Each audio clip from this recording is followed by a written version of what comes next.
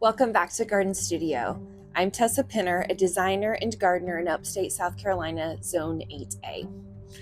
This video is about how to create the underlying structure to make your cottage garden work for you.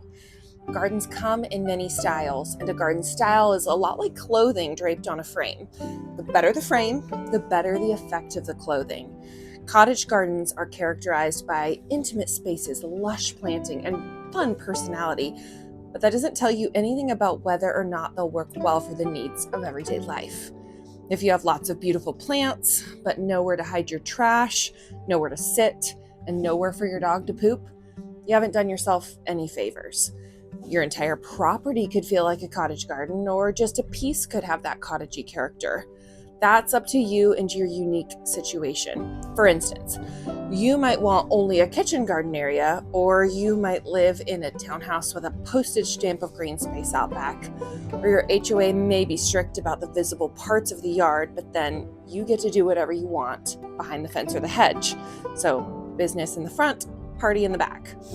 I'm going to walk you through 6 steps to design a truly functional garden.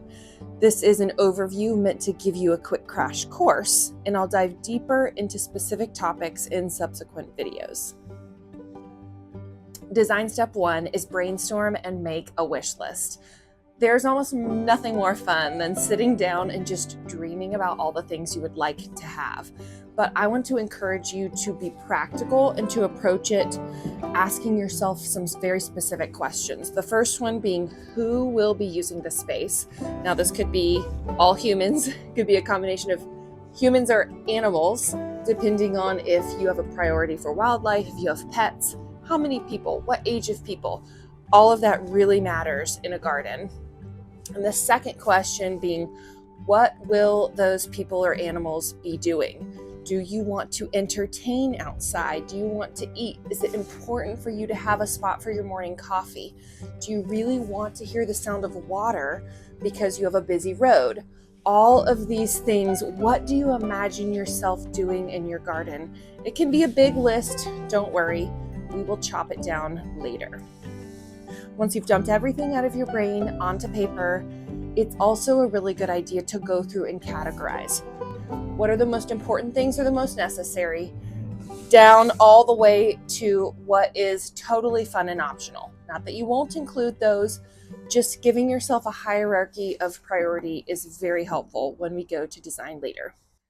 Design step 2 is to define the look and feel of the garden. This is also a really fun step and one of my favorites because we are still dreaming here.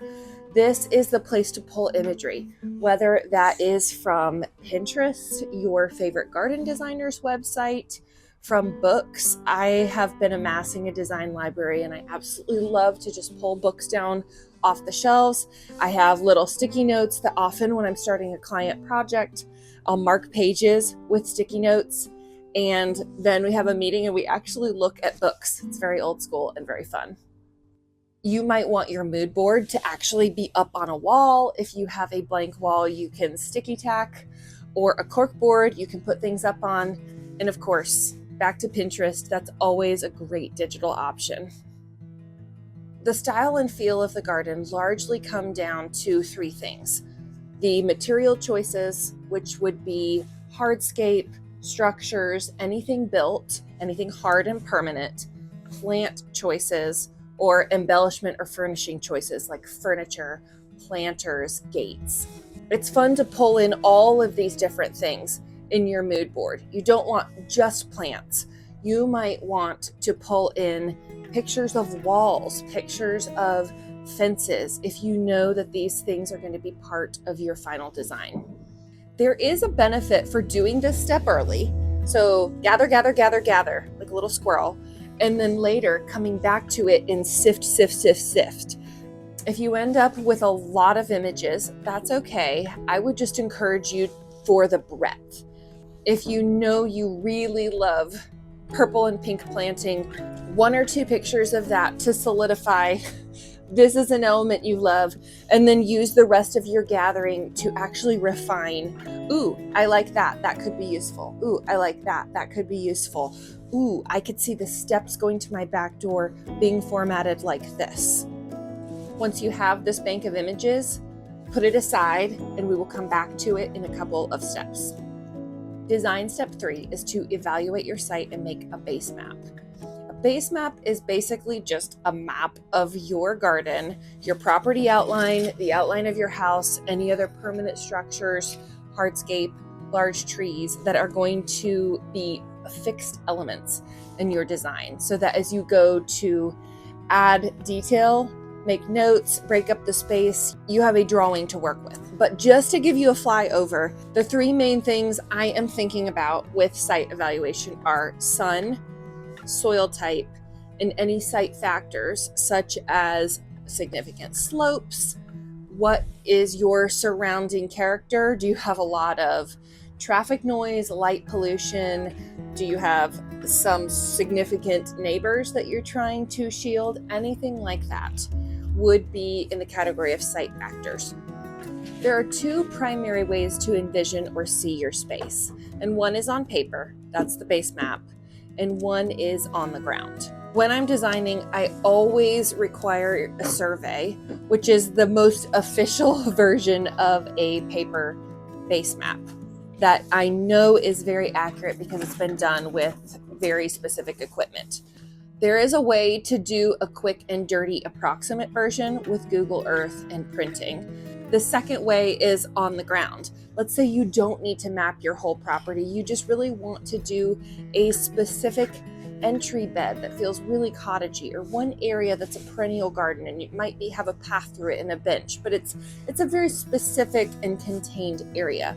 That might be enough to take a can of marking paint and some flags. So that's a really quick and dirty way to get a feel outside, and that's actually something I always do later on in the design process anyway, as we want to walk something and feel it.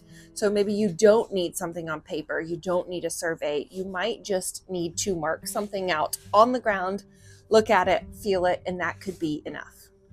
Design step 4, divide your spaces. If you're a gardener, and you probably are, you're here for the love of the plants. That's me too, but we have to resist the urge to start with the plants. The very first actual decisions we need to make should be about space and layout, not plant choices. Remember, intimate individual spaces are key to the feeling of cottage gardens. So defining those spaces first and making sure they work and flow is priority number 1 when it comes to starting your drawing. If you want to look at the design of your whole property, or you just have a larger space to think through, it can be really helpful to take the idea of zones. We've looked at that list that you laid out of all of the things that need to fit and function in your garden. And those become things that we start plugging in. Let's say you want to entertain. What space would make the most sense to fit a table? If you want to grow a kitchen garden, where has full sun that is going to be really successful for growing? Zones is just another way to say areas of use. And it can be helpful and fun to color code them, make this almost a bubble map. You're getting a translation of your priorities onto paper in specific areas. If you have a small area to consider, you might opt to totally skip the paper step. Thinking of the original English cottage garden, I'm sure none of those people sat down with a piece of paper and drew out, well, maybe 1 in 100, drew out what they wanted their front garden to look like. It just kind of evolved and took shape gradually. And that is fine in a small space when you know it's going to be flowers. It's going to be a very simple use space. You may not have to do any more evaluation on paper. Maybe enough to go walk it out with the paint and the flags. Design step 5 is to choose materials. The 2 main categories of this are hardscape and the plantscape. So to start with hardscape, this is anything built and permanent. Pathways, anything on the ground that has been installed and is hard. Anything built like a wall or a structure, all of the materials used for these things will affect, of course, the cost, the function, and the feel of the garden. This is a great time to return to the mood board with an eye to practicality. Now that you've laid out your spaces and you see what is ending up in the various zones, What do you actually need to choose hardscape materials for? The second category of materials is the plantscape. And I love this step, choosing plants for different areas of the garden. Now, if you have a small area or a very specific thing that you're working on, like a perennial garden that receives all sun, you might just need one plant palette. I love to lay mine out as a grid. And with a larger garden, a bigger space with multiple zones and multiple kinds of environments, shade, sun, different levels of moisture, maybe something's on a slope, I will make different palettes for each of those that's specific to the plants in that area. So I, as the designer, and the client can see really what we're dealing with in each specific space. Design step 6 is to have fun with the embellishments. I think of these like the special accessories on an outfit that already works. Again, we can't be choosing planters as the very first thing that we do when we come to design a space. That comes at the end. Once everything is set, we know the scale, we know where we need a planter, and then we can choose something very specific that works for the spot. There's always serendipitous accidents, and that is some of my favorite things too, to work with stuff I already have or clients already have. But there are always going to be things that you have to choose for the specific spots. A gate to go in this one hedge that you're adding, a set of Adirondack chairs around a fire pit, maybe a mobile fire pit that's something that's kind of sculptural.